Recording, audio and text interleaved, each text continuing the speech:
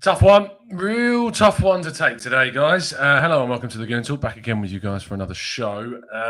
Arsenal have lost 1-0 at Manchester City in a game which I genuinely thought that we could have got something in.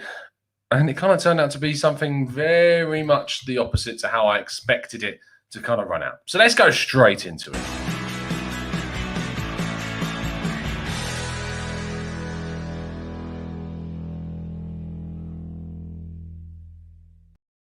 Manchester City 1, Arsenal 0 in what was a difficult performance for Arsenal. I thought that in general, and just sort of an immediate reaction to things, again, Arsenal have stayed in the game for a prolonged period against one of the big six sides, especially away at Manchester City. Quite similar. It was similar, but there were differences between the Arsenal game against Liverpool at Anfield and, of course, this game as well. Against sort of Liverpool, I thought that Liverpool were much more the dominant side and looked like they could win by several goals at any sort of moment. I didn't get that same feeling from the Man City game. However, the difference between Anfield and today was just I felt that Arsenal weren't actually as threatening as they were at Anfield. I felt that Arsenal kind of lacked that little bit of tenacity and dynamism and penetration that they've kind of needed at times throughout their just sort of usage of the way that they play in these games. And it really did mean that there were few opportunities for Arsenal to try and get into the game. There were some really big key chances that Arsenal missed. Saka having a great one in the first half. Aubameyang as well, who was deemed offside, but actually turned out to be onside. And had he been able to get the ball over the top of Ederson, it would have counted. That wasn't the case. And unfortunately, that meant Arsenal conceded in a goal which was a real shame because there were some real defensive flaws from the likes of Bellerin in that instance as well. And Leno saving the first effort and then it rebounding out and getting to Sterling, who was just able to put in an easy goal. And it was a real big shame that we were able to do that. Now, what I will say is that there is a lot of positives still from this game. Arsenal, again, as I said, stayed within the game against Man City throughout the entire match, which is something that we've not been able to do in a long, long time. But it's disappointing because I just thought that we would kind of be a little bit more protagonistic in this game than we were. We were on the back foot for so much of that game and really struggled to try and get kind of a foothold in it and get our foot on the ball. It didn't really happen. And that's a real big shame for me. But we're going to get your thoughts in the live chat and get what you think about this game in the show as quickly as possible. First of all, thank you, Chris Smith, for signing up as a member. Thank you ever so much, mate. Really appreciate you joining up. You've joined a fantastic group of people. And if you are, in fact, an expert member, you can join our Discord server where there was chat going on throughout the game that I was keeping in touch with. And thank you so much to those guys that were talking throughout, the likes of Guniseb and Abdullah and Dave Lennon were all getting involved with the chat, and more of you guys too. Thank you ever so much. So let's get your thoughts. Iron Cub says managers are allowed to make mistakes, which playing Willian up front was. But my one annoyance with Arteta is that sometimes he waits too long to make changes in subs or tactically. Now, let's talk about the actual lineup to start with things. Now, I don't quite know why we decided to go with... Well, I do know that I kind of have a theory as to the reason why Willian played in this kind of false nine position. Now, what we did was, with Aubameyang on the left, Willian as a false nine, and then Pepe on the right, was that we kind of looked to have the still three at the back of David Luiz, Gabriel and Tierney, with Bellerin and Saka out wide. Saka a lot more advanced than what Bellerin was, and it kind of fused and was fluid into a back four quite often during the game. But actually, Willian kind of became part of the midfield. It's very, very similar to the role that Cesc Fabregas kind of played for Spain when they wouldn't play with David Villa.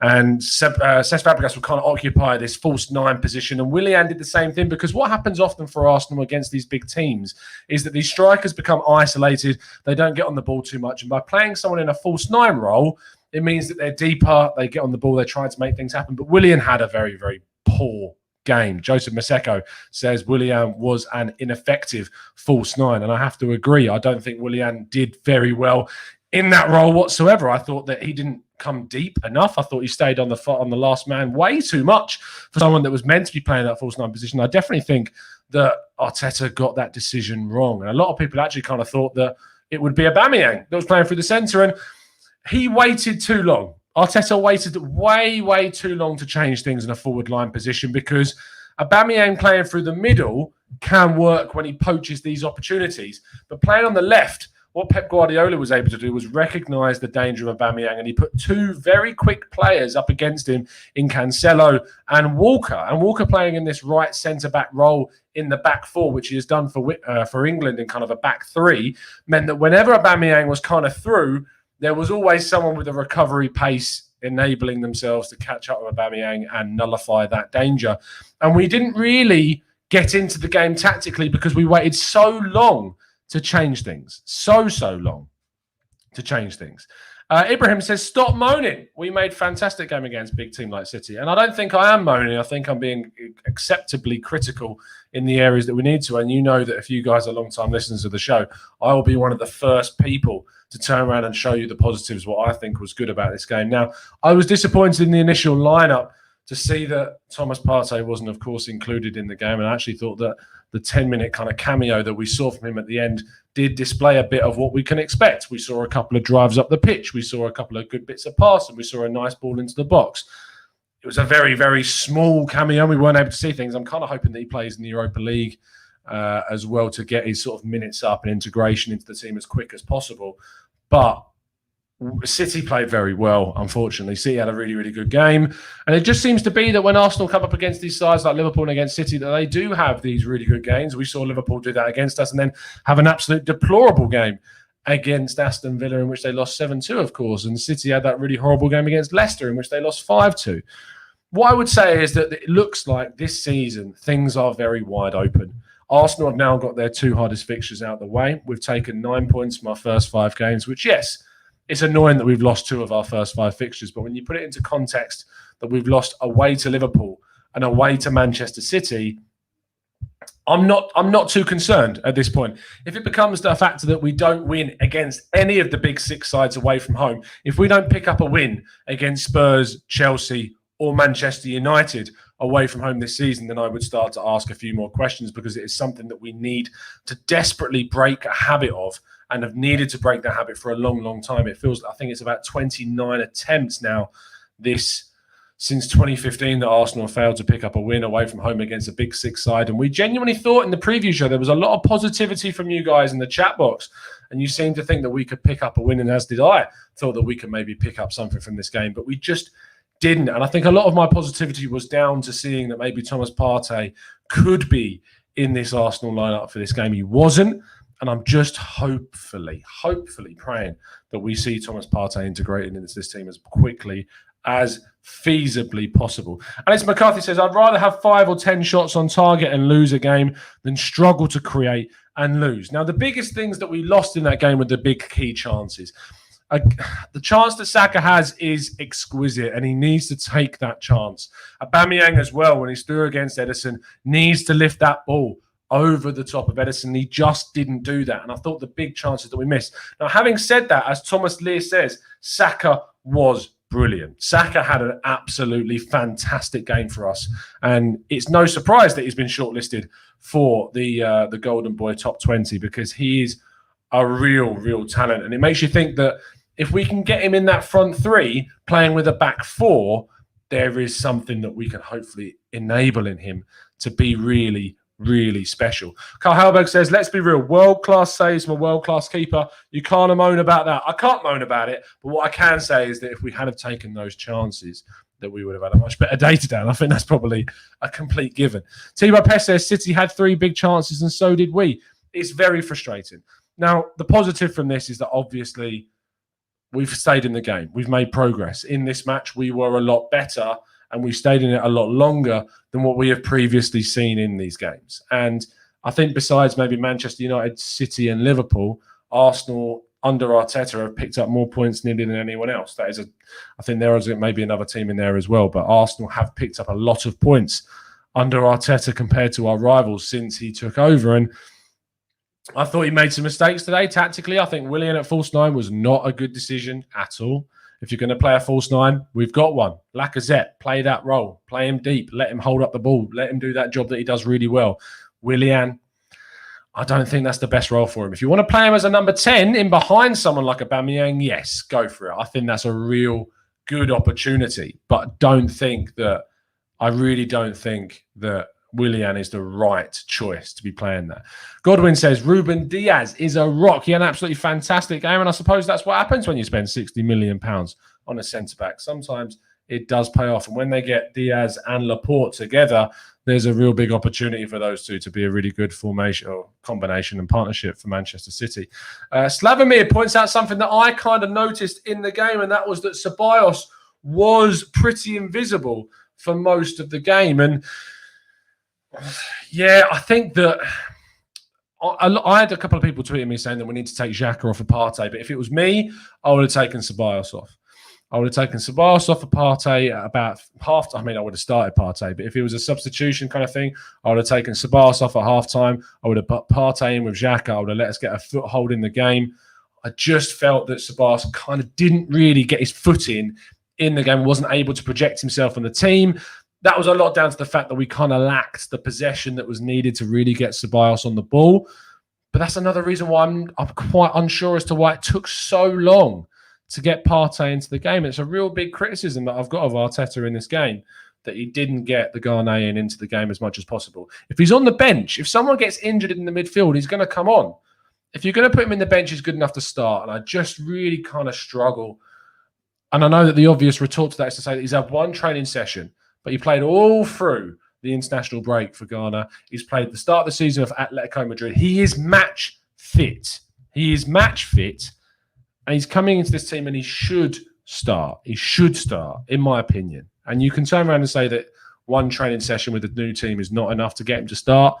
But I just think with the way that he's 27 years old, he's in his prime, he's good enough, he should be being brought in. He should be being brought in straight away. It's just my opinion. Greg says, well, that was fairly a blah game. We had the chances, too bad. Saka man of the match. He is a threat, and we needed the 3 substitutions at 60 minutes. 100% agree with you there. Carl says, is this team allergic to playing balls over the top? And actually, that's another thing of why I wanted Xhaka to stay in, because there was a ball that was played in behind by Xhaka to Aubameyang that kind of caused one of our bigger chances, and he didn't do that enough. I thought that Xhaka could have done that a little bit more today. That is something that he gives you, and he also wins you fouls as well. And can we not take a corner? That's what's so frustrating to me, is that we can't, for some reason, take a corner. It's like when we get a corner, we're just giving the possession back to the opposition team. At the end of the game, Kieran Tierney put a challenge in, and it went out against Mahrez, and it should have been a corner to Arsenal, but it was a goal given as a goal kick incorrectly. But it didn't matter, because if we would have had that corner, it wouldn't have mattered. Because for some reason, we just can't, as Goose says there, we can't deliver a ball into the box. I don't know what's going on in training, but they, for some reason, they desperately need to work on those dead balls, because for some reason it is just not working. Gary Mullins says, Arteta hasn't been tactically up to it in the Liverpool or the City game, making mad changes. I still back him, but some of the decisions he's making for the big games are bizarre. I agree with you. I think there are definitely things. And again, we will put this on the line that this is Arteta's first main job as a coach. Mistakes are going to be made, but the thing is that we are making progress, is that you can't say that Arsenal have been as good as we saw we were today in a City game since the last time that we beat them. And I'm talking about the league games away from home, when we beat them in 2015. And the other games that we've played since that time at Manchester City, we've been dominated, and we haven't even looked like getting a point, looked like getting anything away from City. And today we did at times with Saka and Aubameyang. But ultimately in the game as a whole, we still really, really struggled today in this game. Tomodo 10, who is a new one of our newer expert members. Thank you ever so much, Tom, for signing up, mate. He says, Aubameyang has to be in the box. He's our most dangerous player. In the last 10 minutes, he was hugging that touchline. I agree with you. I'm really starting to become a convert to this. At the start of the season, I said that Aubameyang needs to be playing on the wing, because that looks to be where he's most dangerous. But in this game, we were tactically slow, really kind of tactically slow to identify that City and Pep Guardiola's tactics had nullified the threat of Aubameyang through playing Walker and Cancelo on that right-hand side. Goons Armory GSA says, Tom, what does Mainsley have to do to play? Bellerin did cost us the game. Now, what I will say is I agree with you that Bellerin's mistake led to the goal. But other than that, Bellerin had a good game. And if you didn't see that Bellerin had a good game besides that, then it's a bias. And I'm someone who is very critical of Hector Bellerin. But besides the mistake that he made leading to the goal, is that he had a good game today. Bellerin offered us something on that right-hand side, 100%, 100%. And I understand the frustration that you want to see someone being consistent throughout the whole 90 minutes. But there aren't too many players in Arsenal's team at the moment that are consistent throughout the 90 minutes against a Manchester City team. Bellerin had a good game, as is pointed out by Biodun, as is pointed out by Malhotra, as is pointed out by Como. Bellerin had a good game today. And to say that he didn't, based upon that one error that led to the goal, I just think personally shows bias. It really does. And sometimes us Arsenal fans are really looking to find a scapegoat in these games. And I'm sorry, but you can't point fingers at Bellerin for the reasons why we didn't ultimately win this game or get anything from this game. Yes, he conceded that he made a mistake in leading to the only goal of the game. But there is a lot more minutes in this fixture where Arsenal could have equalised, could have scored a winner in this game. And that is not down to Bellerin whatsoever. There are bigger players in this team that didn't really step up. I thought Willian was one of those. I thought that Aubameyang was one of those personally today. I thought Aubameyang could have been better. He could have taken the chance that he got. I thought that he kind of struggled. Gabriel did really well. I thought the back, David Luiz, I thought had a decent game as well, besides the moment in which he made me almost eat my own heart when he decided to nearly put an own goal in towards the end of the game. Other than that, Kieran Tierney, it was big to have him back in the team. It's great that we had him. But I really kind of want to see that. I really kind of want to see him playing as left back in a back four. I just thought that we need that added sort of offensive in the midfield. And I'm praying that having Partey in there now for the future, it does make big things. It will make big things happen. So in terms of where the Premier League is at, let's just take a quick look at where Arsenal sits in the Premier League, considering all the other fixtures that need to take place, that need to happen leading up until the next game. Arsenal currently sits in 5th. Spurs can overtake Arsenal if they beat West Ham on Sunday. Chelsea still behind them by 1 point after 5 games, which is good, knowing that we've obviously played Liverpool and Manchester City away from home. Manchester City themselves are 2 points behind Arsenal with a game in hand, having started the season slightly later. Manchester United, after just 3 games, are on 3 points. Were they to win the 2 games that they have in hand, they would also overtake Arsenal. It is a decent start to the season, in my opinion. Picking up 3 points in the games that we should have won is important. Should we have picked up some points against Liverpool, against Man City? On paper, you would say no. However, considering the form of both of those teams this season, maybe Arsenal should have done something better. Has Arteta perfected his game against these sides? No, he hasn't. And there's been mistakes made overall in a tactical sense of the game. Have Arsenal made progress in these games? 100%. That cannot be argued. Do Arsenal continue to make mistakes at the back in these big games? 100%, yes, they do. But gradually, as we integrate these big players like Partey, as Gabriel becomes gradually better, and as some other defenders come better, maybe that becomes Saliba towards the end of the season. Maybe we bring someone else in at January. Who knows at this stage? But we need to get our teams firing. We've got some really opportunistic fixtures coming up this season against Leicester and against Manchester United. And if we can pick up the points that we need to in those games, there's a real chance that Arsenal could do something in the league this season. That's going to finish us off for today. Thank you ever so much for tuning in. If you have enjoyed the show, please make sure you drop a like on the video. And please make sure you subscribe if you're new around here and turn those notifications on so you never miss a show. This has been the Gooner Talk. Make sure that you always tune in. We can follow us over at the Gooner Talk TV. You can also make sure that you sign up as a member and help support the channel. We will have a podcast tomorrow evening looking at the intricacies of today's game and looking ahead to some Europa League and Premier League fixtures with a host of guests. I will see you again very, very soon. It's been a pleasure to speak to you, as it always is. And as always, members, if you could, in the chat box, up the Arsenal.